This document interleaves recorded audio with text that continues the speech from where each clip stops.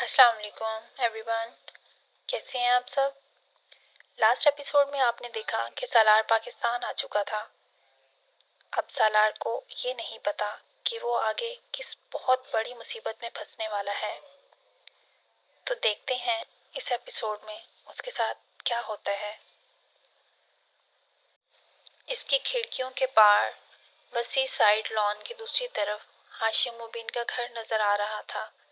इसने इतने सालों इस खिड़की के पर्दे आगे पीछे करते कभी हाशिम मुबीन के घर पर गौर ही नहीं किया था, मगर इस वक्त वो बहुत देर तक तारीकी में इस घर के ऊपर वाले फ्लोर की लाइट्स में नजर आने वाली इस इमारत को देखता रहा। बहुत सारी बातें इसे यकदम याद आ गई थीं। इसने पर्दे एक बार फिर बराबर कर दिए। वसीम के घर वालों को इमामा का पता चला? इसने अगले दिन नासरा को बुलाकर पूछा। नासरा ने इसे कुछ अजीब सी नजरों से देखा। नहीं जी, कहाँ पता चला? उन्होंने तो एक एक जगह छान मारी है, मगर कहीं से कुछ पता नहीं चला। इन्हें शक अभी भी आप पर ही है। सलमा बीबी तो बहुत गालियां देती हैं आपको। सालार इसे देखता रहा।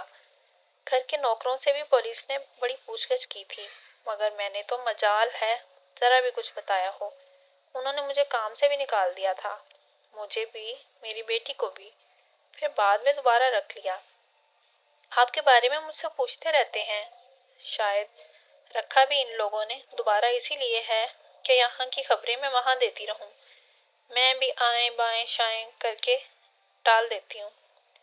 वो बात को कहाँ से कहाँ ले जा रही थी। सालार ने फौरन मदाखलत की। पुलिस अभी भी ढूंढ रही है? हाँ जी, अभी भी तलाश कर रहे हैं। मुझे ज्यादा तो पता नहीं, वो लोग हर चीज छुपाते हैं। इमामा बीबी की तो बात भी नहीं करते हमारे सामने, मगर फिर भी कभी कभार कोई उड़ती उड़ती खबर मिल ही जाती है हमें। सालार साहब, क्या आपको भी इमामा बीबी का पता नहीं है? नासरा ने बात करते करते अचानक इससे पूछा। मुझे कैसे पता हो सकता है? सालार ने नासरा को घूरा। ऐसे ही पूछ रही हूँ जी। आपके साथ इनकी दोस्ती थी, इसलिए मैंने सोचा शायद आपको पता हो। वो जो एक बार आपने मेरे हाथ कुछ कागजात भिजवाए थे, वो किस लिए थे? इसका तजस्सुस अब तशवीशनाक हद तक बढ़ चुका था। इस घर के कागजात थे, मैंने ये घर इसके नाम कर दिया था। नासरा का मुंह खुले का खुला रह गया था। फिर वो कुछ संभली। पर जी, ये घर तो सिकंदर साहब के नाम पर है। हाँ, मगर ये मुझे तब पता नहीं था। ये बात तुमने इन लोगों को बताई है कि तुम यहाँ से कोई कागज लेकर इनके पास गई थी? नासरा ने कानों को हाथ लगाया। तौबा करें जी, मैंने क्यों बताना था? मैंने तो सिकंदर साहब को नहीं बताया, और यही बेहतर है कि तुम अपना मुंह इस तरह हमेशा के लिए बंद रखो। अगर ये बात इनको पता चली तो बाबा तुम्हें हम सामान समेत उठाकर घर से बाहर फेंक देंगे। तुम इनके गुस्से को जानती हो। जाओ अब यहाँ से, सालार ने तुर्शी से कहा।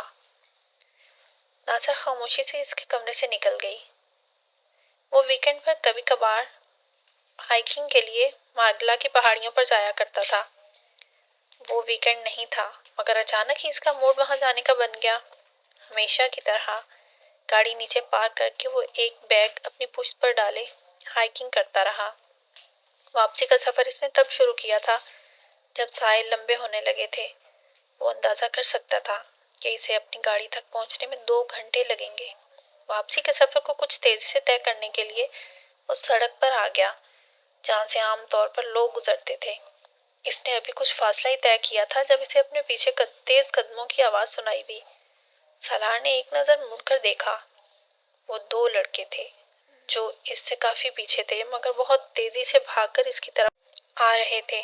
सालार ने गर्दन वापस मोड़ ली और इसी तरह अपना सफर जारी रखा। इसे अपने हुलिये से वो लड़के मशकूक नहीं लगे थे। जीन्स और शर्ट्स में मलबूस इनका हुलिया आम लड़कों जैसा था, मगर फिर चलते चलते इसे यकदम कोई अपने बिल्कुल अक में महसूस हुआ। वो बर्क रफ्तारी से पलटा और फिर साकत हो गया। इन दोनों लड़कों के हाथ में रिवॉल्वर थे और वो इसके सामने खड़े थे। अपने हाथ ऊपर करो, वरना हम तुम्हें शूट कर देंगे, इनमें से एक ने बुलंद आवाज में कहा।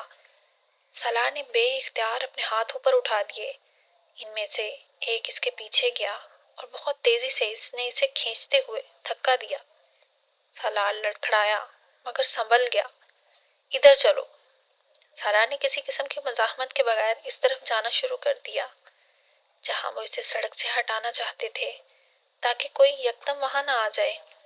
इनमें से एक तकरीबन इसे धकेलते हुए इस रास्ते से हटाकर झाड़ियों और दरख्तों के बहुत अंदर तक ले गया। सालार खश्मगीन नजरों से इसे देखने लगा। दूसरे लड़के ने इस पर ताने हुए रिवॉल्वर के चैम्बर्स को एक बार जताने वाले अंदाज में हरकत दी।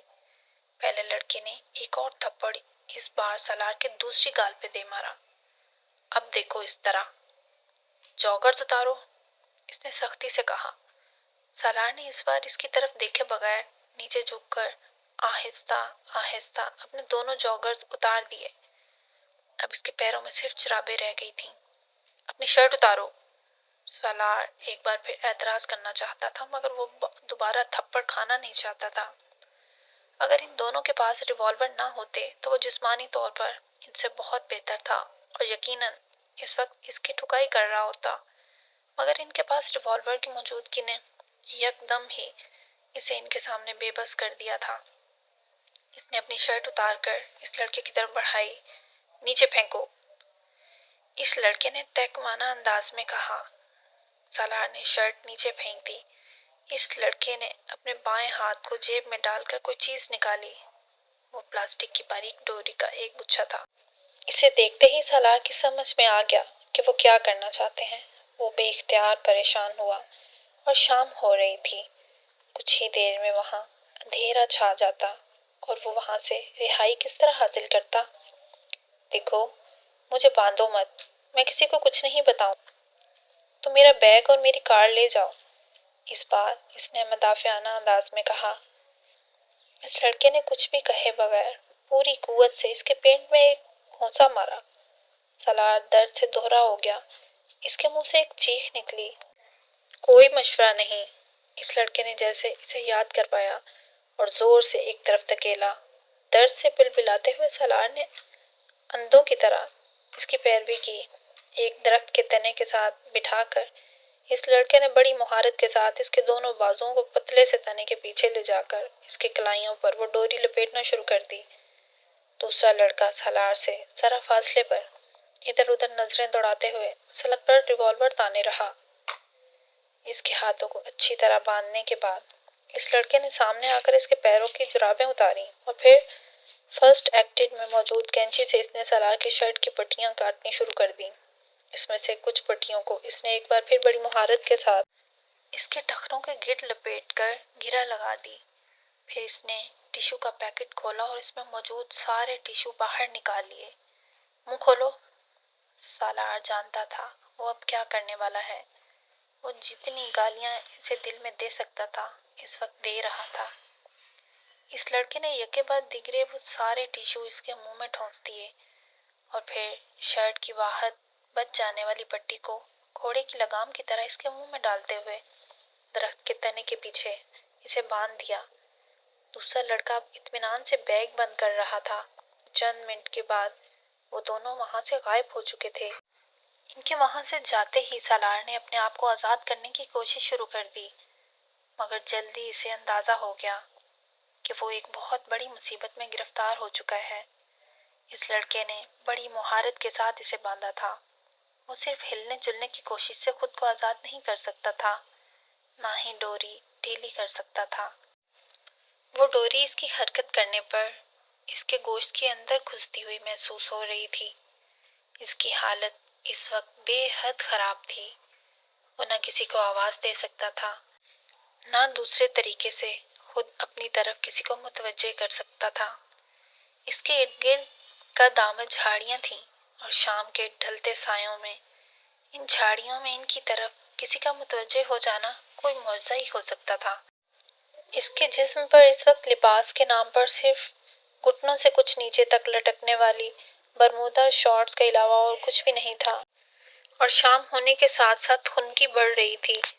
घर में कोई ये नहीं जानता था कि वो हाइकिंग के लिए आया हुआ है और जब घर ना पहुंचने पर इसकी तलाशी शुरू होगी تب بھی یہاں اس تاریکی میں درختوں اور جھاڑیوں کے درمیان بندھے ہوئے اس کے وجود تک نہیں پہنچ سکتے تھے۔ آدھے گھنٹے کی جدوجہد کے بعد جب اپنے پیروں کے گرد موجود پٹیوں کو ڈھیلا کرنے اور پھر انہیں کھولنے میں کامیاب ہوا، اس وقت سورج مکمل غروب ہو چکا تھا۔ اگر چاند نہ نکلا ہوتا تو شاید وہ اپنے ہاتھ اور ارد گرد کے ماحول کو بھی نہ دیکھ پاتا۔ اکا دکا گزرنے والی گاڑیوں اور لوگوں کا شور نہ ہونے کے برابر تھا۔ اس کے ارد گرد جھینگروں کی آوازیں گونج رہی تھیں اور وہ گردن سے کمر تک اپنی پشت پر درختوں کے تنے کی وجہ سے آنے والی رگڑ اور خراشوں کو بخوبی محسوس کر سکتا تھا۔ درخت کی دوسری طرف اس کے ہاتھوں کی کلائیوں میں موجود ڈوری اب اس کے گوشت میں اترتی ہوئی محسوس ہوئی۔ وہ ہاتھوں کو مزید حرکت دینے کے قابل نہیں رہا تھا۔ وہ کلائیوں سے اٹھتی ٹیسیں برداشت نہیں کر پا رہا تھا۔ اس کے منہ کے اندر موجود ٹشو اب گل چکے تھے اور ان کے گلنے کی وجہ سے وہ منہ میں لگام کی طرح لگی ہوئی پٹی کو حرکت دینے لگا۔